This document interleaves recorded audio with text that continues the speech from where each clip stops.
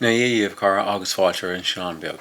In this video, we're going on to Leap in County Cork, West County Cork, where we'll be attending the start of the annual Scarecrow Festival.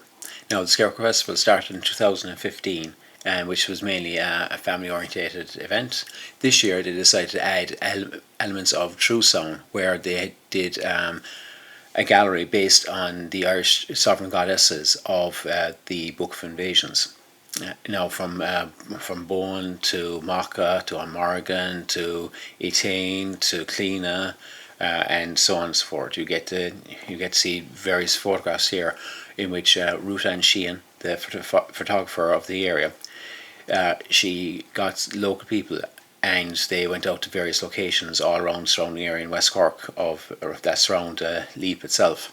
There was one done at the waterfall of Leap, the famous waterfall, where a person was photographed as Bowen. She went out to 𝕲𝖉𝖉𝖊𝖘 stone circle, which I've taken to you enough times, in which they went to 𝕲𝖉𝖃 for Bridget, and on Morgan, of course, would have been at the stone circle itself.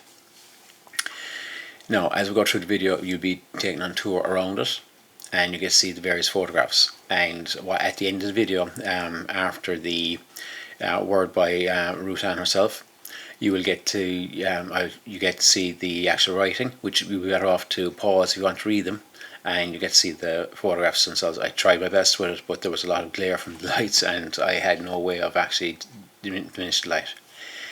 Now, at the end as well, I'll also be including the email address for Ruth herself. They created a beautiful calendar based on the Irish goddesses. So you can see this is 𝕲𝖃, one of the war goddesses of Ireland, and there was only so many made. Now, if you contact Ruth on the email, and if you ask for it, if there's enough interest gathered, hopefully you'll be the recipient of these as well, and Ruth should be able to look after you there.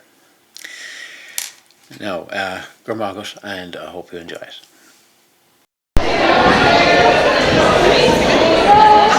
Everybody's attention! Everybody! Could everybody!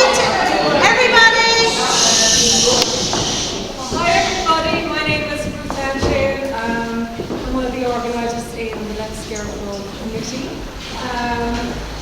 I just want to thank you all, first of all, for coming to this little exhibition. Most of the photographs are taken by myself, bar one, which my husband obliged. I want to thank every single one of the women who took part in this. It was a project that started off as just a bit of fun. We wanted to, create a calendar, do something different, and with a bit of collaboration and discussion, we landed on Irish mythological goddesses, which I thought was a lovely idea. I want to thank 𝕲𝖉𝖉𝖊𝖘 sincerely, who pulled all the information together on all of these amazing creatures and goddesses. But the reason I wanted to stop you for one moment, apart from thanking everybody, is to just walk you through the story or the fabric of how this particular exhibition flows. So you can see how some of these characters connect and where they originated from, and the part or the cycle in our mythologies of where these also originated. So if you just want to follow me for a moment.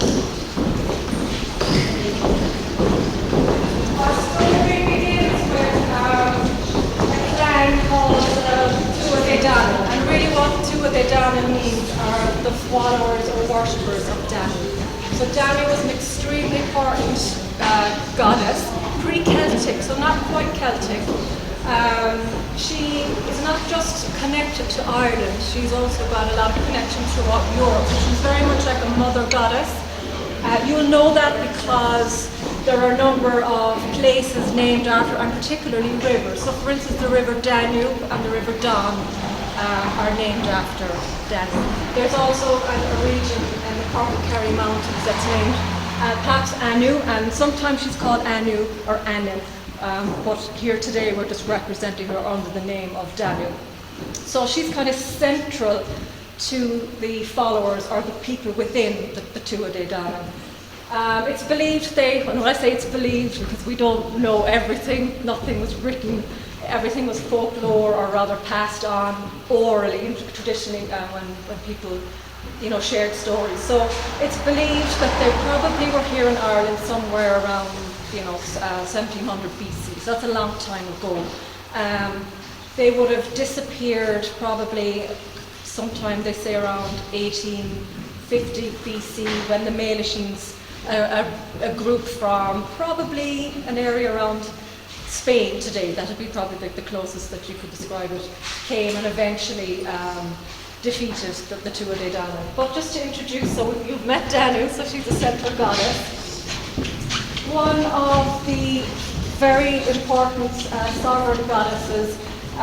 We don't know an awful lot about her, because we know much more about her descendants. So was 𝕲𝖍𝖍𝖊𝖘. So she's just to describe as well, these photographs were taken in beautiful locations around Leap. So you might recognise this is next door, the church right beside us here. This is 𝕲𝖉𝖍𝖊𝖘𝖘 where Danu is standing.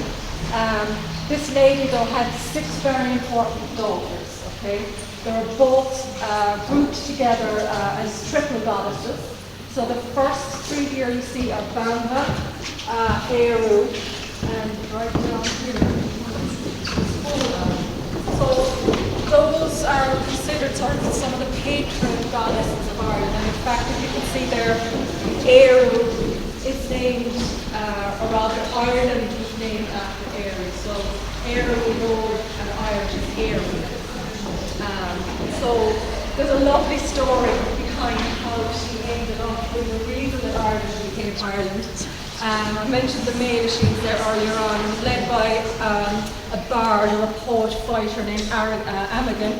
And the 3 sisters, knowing, I guess, that possibly there'll be a very big change in the country, tried to persuade Arrogant to call Ireland, or call this country after them, and it's 𝕲𝖍𝖍𝖊 won out. However, poets during troubled time in Ireland, we'll say over the last 100 years, if they were speaking secretly about Ireland, they would have either named references as 𝕲𝖉𝖊𝖊 or 𝕲𝖊𝖊. So their names didn't disappear; they're still there in poetry. The other 3, so these are kind of representing the land. The next 3 ladies, we have 𝕲𝖊𝖊𝖊, the Morrigan, and 𝕲𝖊𝖊. These 3 are Ireland's protectors. They were fierce goddesses of war, particularly the Morrigan. She was a very, very fierce fighter. And people were terrified whenever they'd see crows going over the battlefield, because they feel that maybe one of these 3 goddesses were present. So they were very, very important. As we move around the room now, we're introducing goddesses that are more connected with times of the year. Fire goddess, very like breathe, we've got a candle there to breathe. There's a lot of interesting debate as to whether Bridget or Breed was Christianized into Saint Bridget. There's a lot of debate. Some say it's no connection at all, others say there may be. Interestingly enough, her I suppose the time of which she's celebrated is February, or the Feast of 𝕲𝖉𝖊𝖘. So that starts usually around the first week of February. As I mentioned, a goddess of light. She's very, very intelligent woman, associated with poetry and blacksmithing. And interesting, it just happens to coincide that the Christian, I suppose, celebration of Saint Bridget happens to be around the same time. This is introducing then the goddess Anya. So she is a summer goddess, and many people would have, I suppose, looked for her favour during harvest times, or coming into harvest in the summertime. And so again, I won't go into too much detail, I'll give you the opportunity to read. 𝕲𝖍𝖍𝖊𝖘, I particularly love 𝕲𝖍𝖍𝖊𝖘 because she's a healer, and there's a lovely story, a kind of tragic story there, where there's a lot of jealousy between her brother, and her father. And her father, in a rage, ended up killing her brother. It was all to do, they were druids or physicians for a particular king around the time period that she existed. And it was just sad because once the brother was murdered, it's believed that there was 365 different herbs grew out of his body. She gathered them all up because she knew how important they were for healing. Again, her father went into a rage and cast out all the herbs all around the world, it said, where now to this day no one really truly knows the healing properties of some plants because they've been scattered so far. So again, worth reading. It's a lovely story, and a lot of these tend to have a lot of tragedy in them as well. So then it's introducing Side ended up in an unfortunate situation again, another one. She there was, I suppose, a dark druid in the 𝕲𝖆𝖉𝖉𝖊𝖘 who fell in love with her and wanted to marry her, but she didn't want anything to do with him. So in order to keep control over her, he changed her into a 𝕲𝖆. Now, the servant of this particular druid felt really sorry for Side, so he thought he would steal her away, bring her to one of the forts of the 𝕲𝖉𝖉𝖊𝖘 under the protection of 𝕲𝖆𝖑𝖑𝖊𝖃. Of course, once she was in the fort, the druid's hold over her dissipated, and so she turned back into a beautiful woman that she is. The minute 𝕲𝖆𝖃𝖊𝖃 died of her, he fell madly in love, and the two of them ended up marrying. And everything was going fine. She felt pregnant. They were happy. Of course, the Vikings, it's said anyway in this particular story, that the Vikings made their presence known, and Fionn went off to try and, fight the good fight. So he was gone for quite some time. While he was gone, poor Side got tricked. So she was around the fort one day and thought she saw her husband Fionn return, and she ran out the fort to greet him, and of course it wasn't him at all, it was the black druid. So she was turned back into a 𝕲𝖆 and was never seen again, and poor Fionn spent 7 years trying to find her. One day he finds a child wandering in the forest, and he knew straight away it had to have been Side's son, his own son, and that was Uisci. So that's just a lovely story of Side. We have Fand, and I will allow you, of course, to read these, so I won't keep going through every very single story. But Fand as well, she was married to the god of, I suppose, the sea, really. And she had a very interesting affair with 𝐶𝑢 but again, that'd be something to read. She could also shapeshift into a seabird, so she was often seen in that sort of shape guise as well. So that's Fand. Just of interest, Fand is a daughter of 𝕲𝖆𝖉𝖉𝖊𝖘, who was over here. And then we'll start to see the family connections of the I forgot to mention with the story, with poor Side, she is a granddaughter of Danu, so this is where they all live, they're all descendants. So there's 𝕲𝖉𝖉𝖃. She is associated with cattle and with deer, so-called domesticated animals and wild animals. And she's, I suppose, a protector of all things alive in the forest. So again, a lovely, beautiful goddess. This lady is very interesting because she was a sorcerer, and probably one of the most central and most important sorcerers within the 𝕲𝖆𝖉𝖉𝖊𝖃. It's said that she fought an evil witch, a Greek one, called Carmen, and helped, I suppose, fight the 𝕲𝖆𝖉𝖃. And unfortunately, she came to a bad end, but that's worth reading about. But we have her here pictured in a waterfall in 𝕲𝑔𝖉𝖉𝖊𝖘. So again, it's not far from here if anyone wants to explore some of these places. And this happens to be Reneen Wood, and the pictures you see behind you, which I think I should have told you, that's Glandore. There's a beach called the Terrace Beach in Glandore. Over here is Shepperton Lake. All of these are in about 5k of where we're standing today. And I mentioned Coppender's Court. We've got the 𝕲𝖉𝖉𝖊𝖃 down beside 𝕲𝖉𝖃 Stone Circle. Again, so it's worth exploring in the local area if you want to find something to see. So this is 𝕲𝖉𝖃. She's goddess associated with the underworld, but also with fertility and life. She's pictured here and left here, so it's only down the road when the tide comes in. It's a beautiful place. That's 𝕲𝖉𝖃. Everybody probably is very familiar with 𝕲𝖃. So this particular picture picture is located at the cliff walk near the Warren, and we have our lovely 𝕲𝖑𝖑𝖊𝖊𝖘 here this evening, and if you could show herself. So there's lots of very interesting stories about the 𝕲𝖑𝖊𝖊𝖘. She does represent a goddess of winter, and there's a couple of things that are interesting.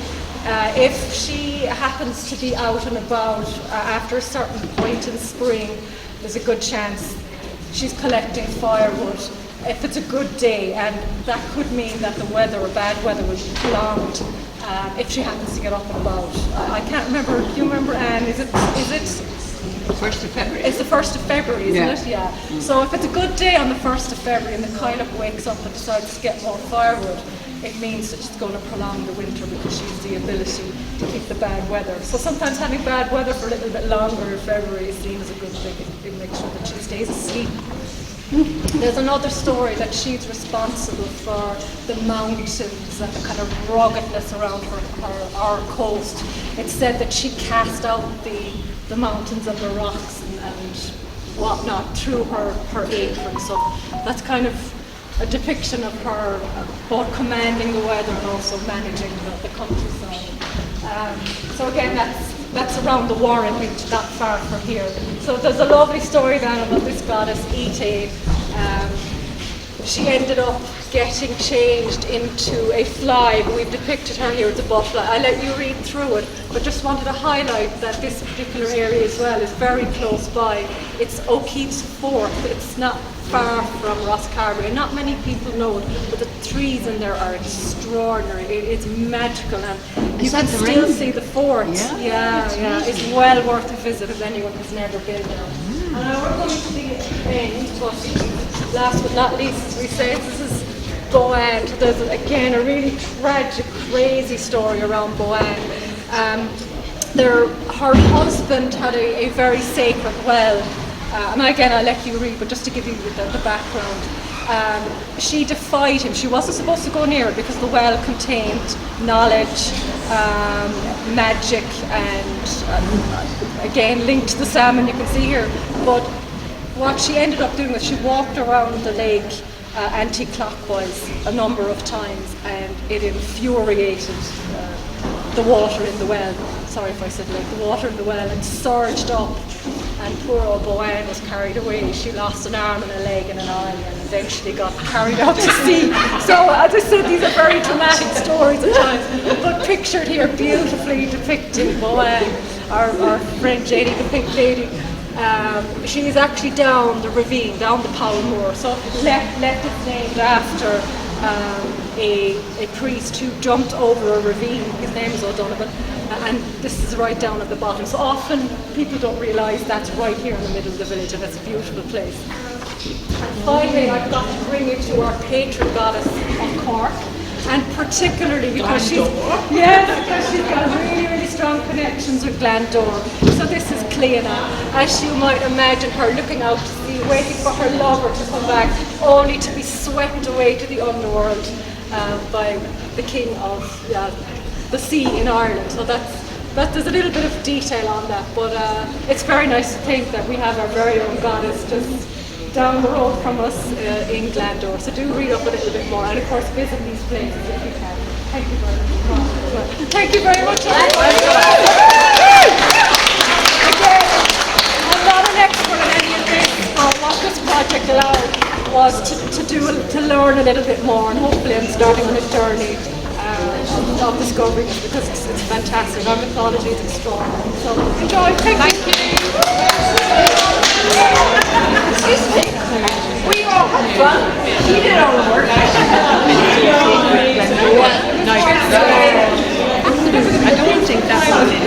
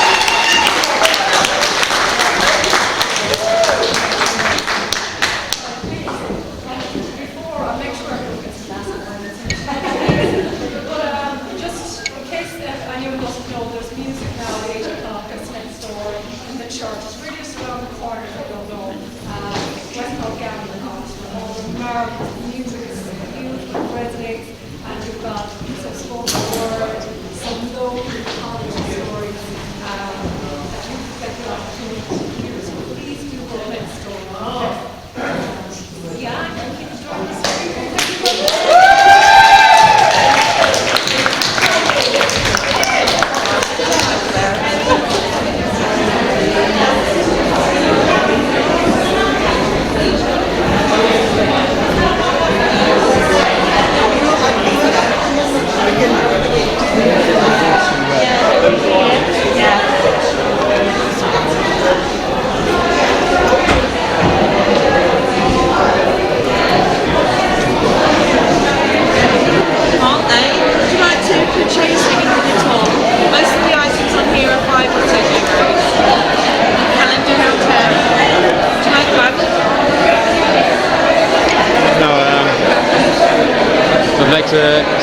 Any final few words you'd like to say? No, except I guess this has just been an extraordinary adventure, and I'm very pleased with the turnout as well. Looking forward to the rest of the festival and maybe kind of growing on the theme of Samhain, or I suppose in the commercial side of Halloween. It's all good though. It's all fun, so thank you. Go Margaret. Nice. Okay, so yeah, go on to the Oh cemetery. yeah, Fiona, I can ask the question again. Well, what was the question I asked again? Oh, you do this every year. Oh yeah, would you do this every year? With regard to the Scarecrow Festival, yes, it's been going since 2015, and we're trying to maybe weave a little bit more of the traditional Irish Samhain back into it, because there's a tendency to look at Halloween coming from overseas, but it's really the other way around. So given the Scarecrow Festival is kind of linked to the tail end of the harvest, it seemed like a good opportunity to start to build on this theme. We started it last year. We introduced a couple of scarecrows that represented some of the gods and goddesses, and then this year we thought, well, why don't we do something a little different? Why don't we get our own interpretation of it? And it ended up that a group of women got together to do a calendar, and then it expanded a bit more because there are so many people who are interested in just learning a little bit more, kind of appreciating the characters. And even like last night after this exhibition, quite a few men came forward and went, gosh, we would have loved to have done that, and maybe consider doing something like this again next year and keep broadening it, or maybe just expanding the themes and the topics, and maybe we're getting into the field aspect of mythology a bit more as well. Yeah, so hopefully we're going to build on it, definitely. Yeah. Yes, because there's actually an indication for sound on 𝕲𝖉𝖉𝖊𝖘 stone circle itself. It would be, you wouldn't have it at the solar side, it would be on the sunset side, because basically the 𝕲𝖉𝖊𝖘 and sound are intertwined on the same indication on some stone circles. Yes, I wonder. Especially on, like this year now, the solar event is going to be the 7th of November. Okay. Because well, as you know, it's not a fixed date like the it changes, the Julian calendar. It's It's like, for example, the 22nd of December is the solstice this winter solstice this year. So obviously that's going to change as well. But it's going to be the 7th this year. Okay, that's brilliant. And the equinoxes are the same, that they live at a slightly different date. Yeah, they have slightly different dates as well. No, it's interesting as you say that, because we were trying to get connected to some of these local places as well. Because you get a sense that there's, I suppose, a great prehistory, and obviously we're very proud of 𝕲𝖉𝖉𝖊𝖘, but it's interesting to talk about 𝕲𝖉𝖊𝖘 and Bridget. We were trying to find the most appropriate body of water or well that would represent her, and there's a beautiful one on Rabbit Island, but we couldn't get to that to do this particular representation of Bridget. So we did end up lending or using the 𝕲𝖉𝖊𝖘 down in 𝕲𝖉𝖉𝖊𝖘 to represent that. So it's interesting where you say that there's alignment there, and whether we realised it or not, we were drawn to that place to photograph there. It seemed like it was right. I don't know, but I like that. I like that some of the things that we did here, when I went back over some of the writing and some of the characters, because I skimmed through just to get a feeling, some of the settings and some of the things that these ladies are doing are actually what was written. So either it was a really good coincidence, or maybe we're trying to figure out how to reconnect with places and the importance that they once had, and get a little bit closer to natural world, which has kind of been lost. And it's actually, while we were at the church setting yesterday, it was very interesting to talk to the Reverend Cliff Jeffers after, and he's saying we really need to think about our spirituality. There are many angles to it, not just the organised religion piece, but there's more, and perhaps we just need to rediscover the intellectualism behind our stone circles. These people were very connected to the earth. They were far superior than we are right now. We're kind of losing ourselves, and I don't know, maybe some of this is an opportunity to look at who we are from different angles and kind of appreciate that, you know. So it was very nice to have that conversation in an Anglican church, surrounded by lots of probably Catholics from all sorts of denominations, and probably not religious at all, or maybe have pagan beliefs. And we were in this setting listening to Indonesian music and enjoying, you know, some folklore, some local folklore. So it was a lovely collective, and it was just people being people, and we forgot everything at the door except going in and enjoying a nice evening and listening to a good story and kind of just getting immersed in the music. So it's quite kind of inspiring, I think. So. And overall, did you get good feedback from? We did, yeah, we did. It was very, I don't know, I just kind of, it's hard to articulate, but it just felt gentle. I don't know if that makes any sense, but I think I got that sense from people who hadn't maybe experienced that before. They were open to it. They thought it was very different, so they put it, but they really enjoyed it. And some of the feedback we got, you know, please look at doing things like this in Leap again next year. It's good, you know, and it's a different way of bringing people together. And one person said, well, that was the best mass ever. So it's a very different way of being in a church and experiencing a human collective, I suppose. So yeah, hopefully we can build on it. And again, thank you very much for coming down and taking the time to. And hopefully it'll just grow and hopefully. Yeah. And kind of take us out of the little boxes we don't all have to be and do certain things in certain spaces. They're sacred in one way or another, whether it be the hall here or the church over there or the Catholic church up the road. They're kind of nice spaces where you can reflect and do other things. Yeah. And it's celebrating a different way from what I'm saying. That's it. Yeah. Thank you.